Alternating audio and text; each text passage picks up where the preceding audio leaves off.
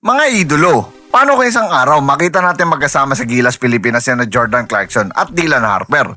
Ito ay simpleng pangarap ng mga Pinoy basketball fans dahil matapos talunin ng Spurs ang OKC.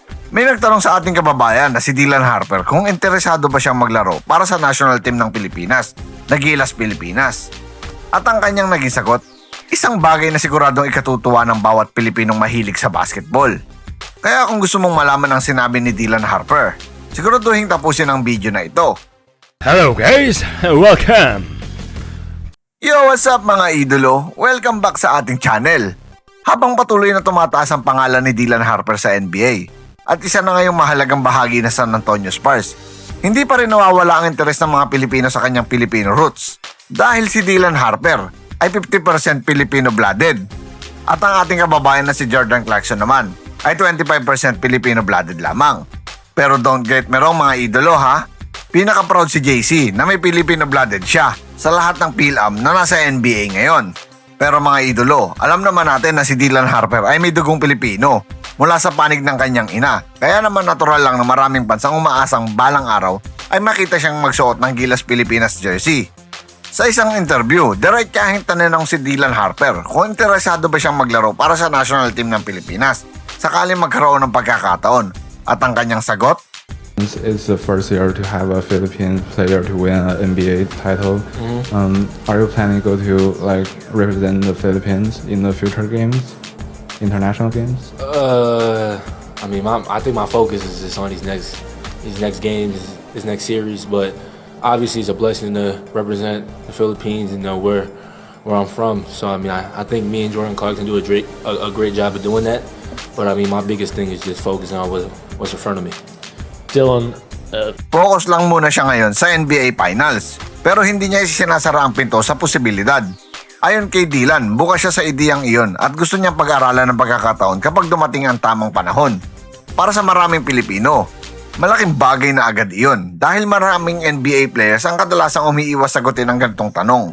Pero si Dylan, ipinakita niyang may respeto siya sa kanyang Filipino heritage at hindi niya binabaliwala ang posibilidad na kumatawan sa bansa.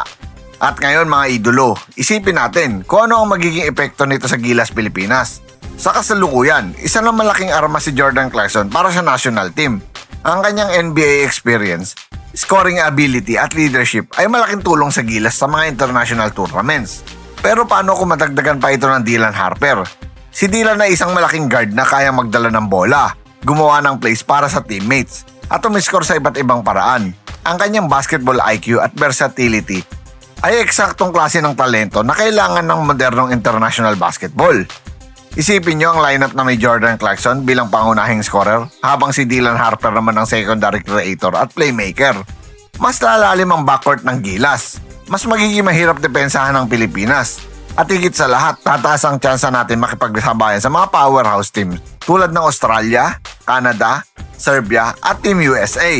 Bukod sa talento, malaking inspirasyon din ito para sa mga kabataang Pilipino. Makikita nila na kahit lumaki sa ibang bansa, posible pa rin yakapin ang dugong Pilipino at magbigay ng kontribusyon sa bayan. Sa ngayon, wala pang opisyal na plano o confirmation tungkol dito. Ngunit ang pinakamahalaga ay hindi isinara na Dylan Harper ang posibilidad. At para sa maraming Pilipino, sapat na iyon upang mangarap. Dahil minsan, ang maliliit na pahayag ang nagiging simula ng malalaking kwento. At sino ang nakakaalam, baka balang araw makita natin sina Jordan Clarkson at Dylan Harper na magkatabing nakatayo habang tumutugtog ang lupang hinirang sa isang malaking international tournament. At kapag nangyari iyon mga idolo, siguradong isa iyon sa pinakamakasaysayang sandali sa kasaysayan ng Philippine basketball.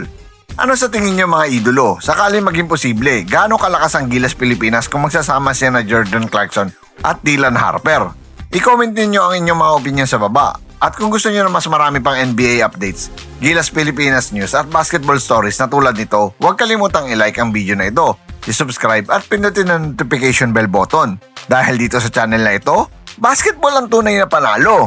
Once again, this is your Spotlight and Sports. Maraming salamat mga ka-sports. Parang may mali na naman ah. Once again, this is your Spotlight and Sports. Maraming salamat mga ka-sports.